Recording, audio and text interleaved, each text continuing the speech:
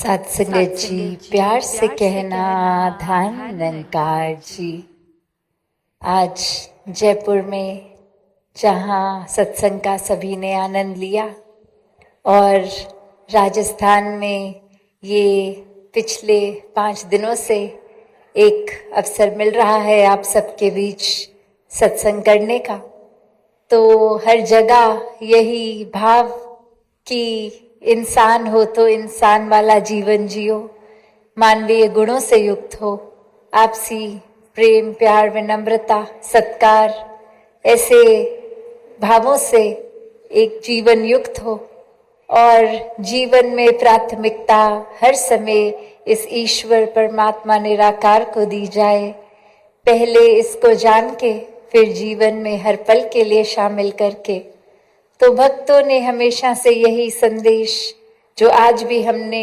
अलग अलग माध्यम से श्रवण किया, एक जीवन को सुधारने वाले भाव और यही चेतनता की आवाज कि जीते जी इस जीवन का मोल डाल लिया जाए, इस आत्मा और परमात्मा का मिलन इस ब्रह्म ज्ञान से करा लो,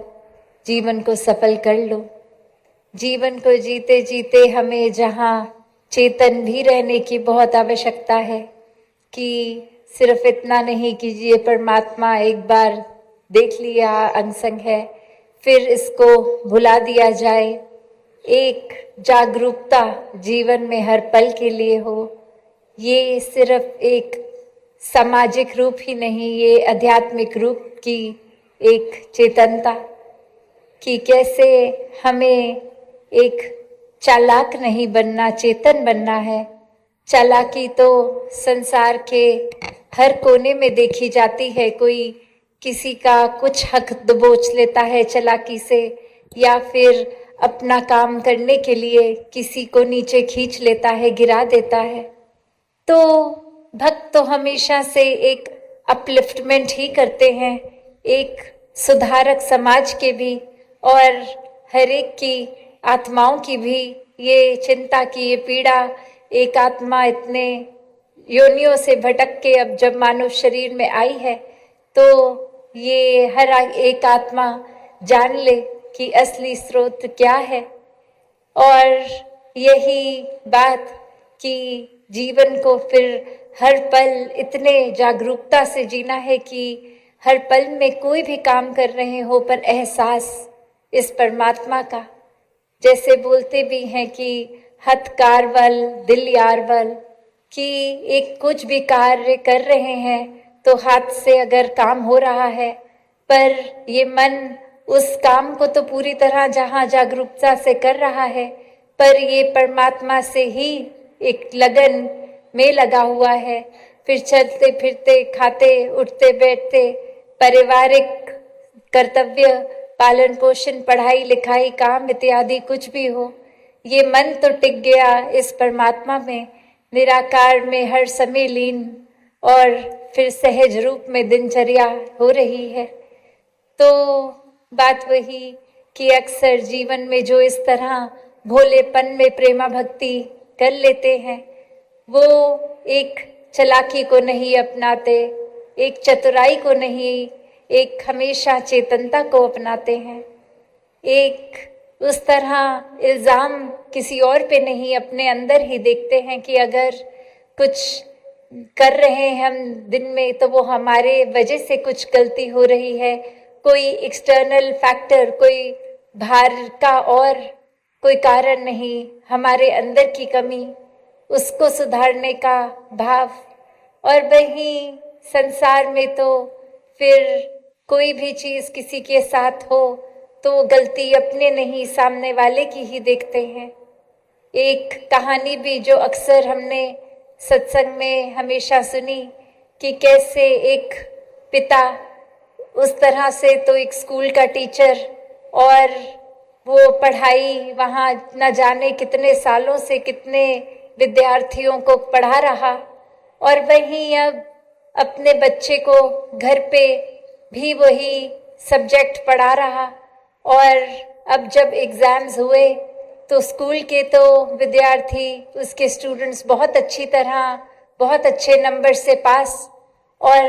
अपना खुद का बच्चा जिसका टीचर चाहे वो खुद ही और बाकी अन्य बच्चों का भी उसके कुछ नंबर खास नहीं, तो जब अपने बच्चे को वो सवाल पूछता है कि ऐसा क्या कारण हो गया एक जो आप अच्छी तरह से एग्जाम्स में नहीं नंबर ला सके, और अब वो बच्चा ये कहता है कि आप तो पिताजी पढ़ लिख के इतने अच्छे हो गए कि आप तो खुद टीचर बन गए हो, और ये एक आप जब टीचर बने तो आपके कितने नंबर आते थे। तो वो आगे से कहता है वो पिता कि मेरे तो हर बार पूरे पूरे नंबर आ जाते थे, जितने का भी एक एग्जाम होता था पूरे अंक ले आता था। और वो बच्चा फिर टीचर को कहता है तो आपका टीचर तो बहुत अच्छा होगा कि आप इतने अच्छे नंबर ला रहे हो, पर मेरा टीचर अच्छा नहीं था, मैं कम नंबर लाया। तो बात वही चतुराई की कि अब वो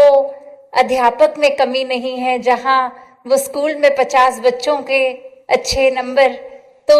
वो अध्यापक की कमी नहीं है, अध्यापक ने तो बहुत अच्छा पढ़ाया, और यहाँ वो एक विद्यार्थी जो उसका अपना ही बच्चा अच्छा नहीं, तो वो कमी अपने अंदर नहीं देख रहा कि शायद मैंने ही अध्ययन ठीक नहीं किया, शायद जितने ध्यान से परीक्षा की तैयारी एक लगन से करनी थी मैंने नहीं की,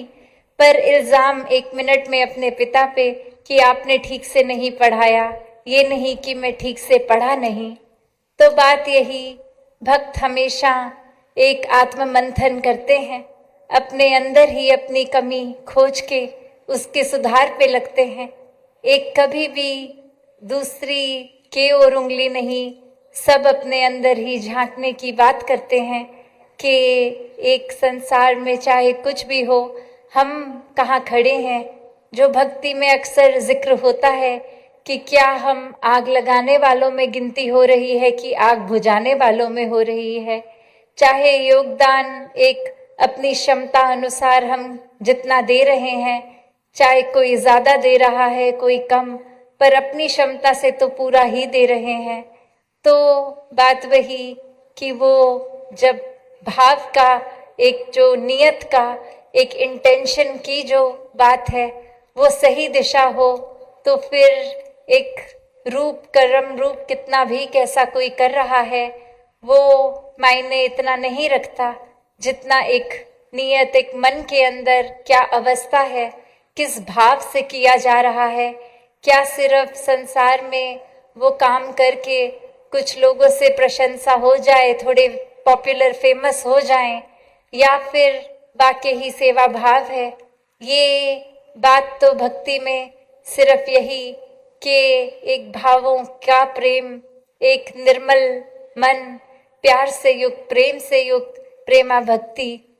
तो ऐसी ही प्रेमा भक्ति हमेशा भक्तों ने स्वयं की भी है, और प्रचार रूप भी ऐसा ही कि परमात्मा को जीवन में डाल के ये प्रेम की लगन लग जाएगी तो हर पल में प्रेम है, हम स्वयं ही प्रेम बन जाएंगे। और प्रेम बनने से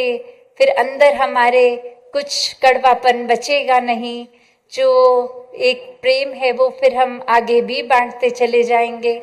फिर मन के अंदर सोचकर भी एक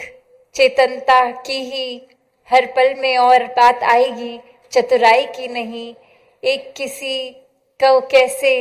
और सत्कार दिया जाए, एक सोच हमेशा प्रोडक्टिव रहेगी, ना कि एक खुद को डुबाने वाली और सामने वाले को डुबाने वाली सोच बनेगी कि कैसे किसी को दुख पहुंचाया जाए, आंसू दिए जाएं।